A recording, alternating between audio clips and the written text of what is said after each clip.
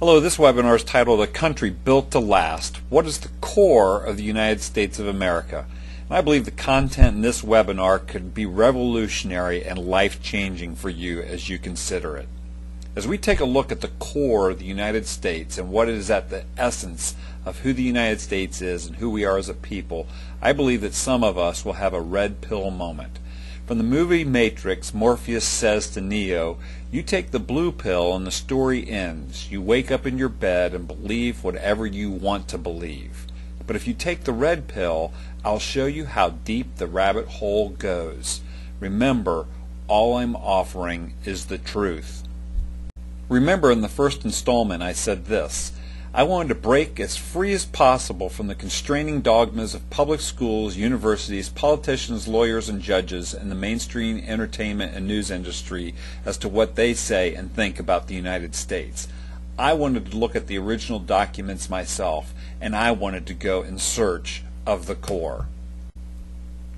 I believe as we looked again to discover the key core of the United States, we will find ideas and principles that are so dynamic and powerful they have the opportunity to transform individuals' lives, transform communities, and to transform our nation. Like the power and energy of an atom, when placed into this model of knowing the core, preserving the core, and stimulating progress, that these ideas lived out not only in our own nation but in other nations of the world have the possibility even to transform the world.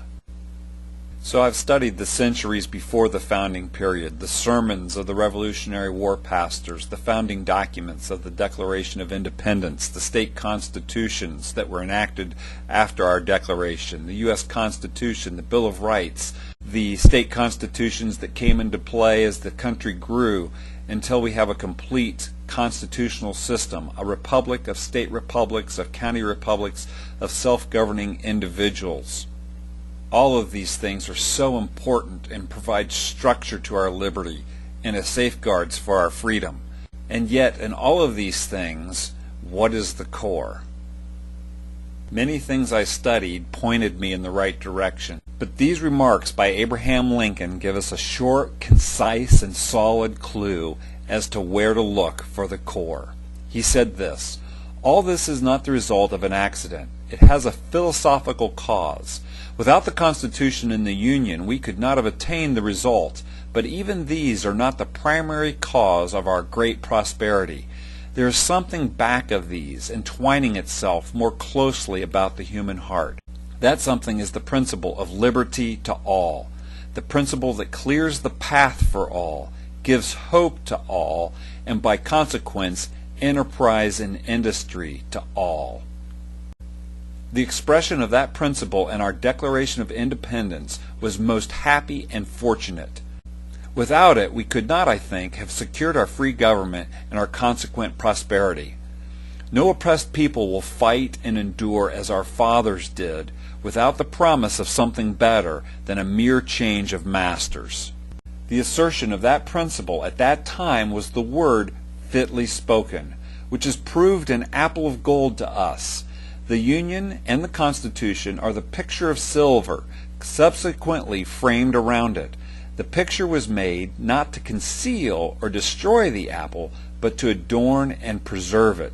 The picture was made for the apple, not the apple for the picture.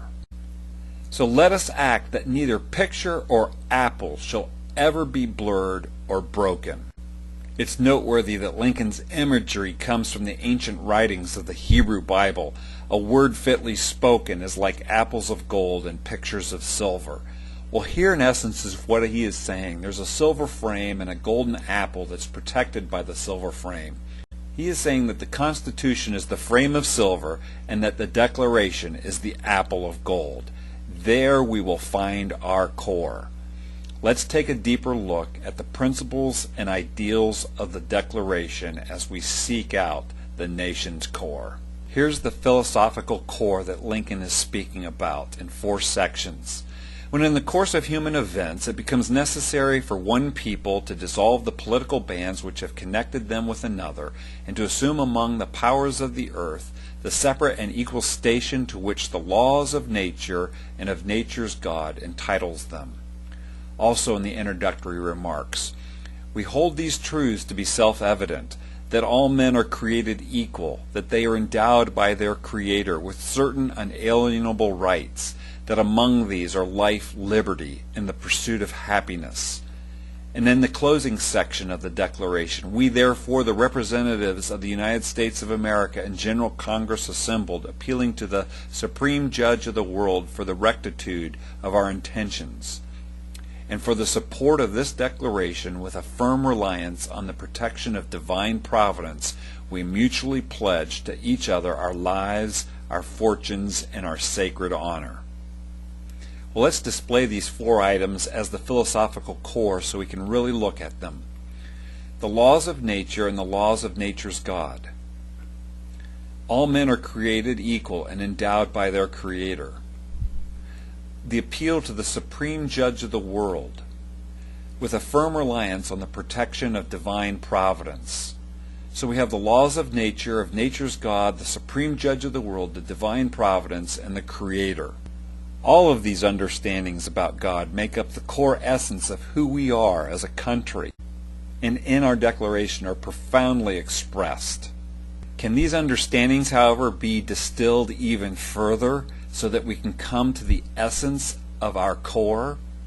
Well, here comes the red pill moment. Because if you take these 4 understandings of the nature of God and who He is and distill them down even further, what you'll find at the very core of the United States of America and who we are as a country and the philosophical ideas that we believe is the Creator. That all men are created equal, that they are endowed by their Creator. This is the power source, the Creator, for personal transformation and national transformation. And this leads us to conclude with some profound questions. Are we as a nation for the Creator or at war with the Creator? And an individual question, are you as an individual for the Creator or at war with the Creator? These are certainly ideas and questions that are deeply meaningful and give us something to ponder and think about. My name's Craig Seibert. Thanks for listening.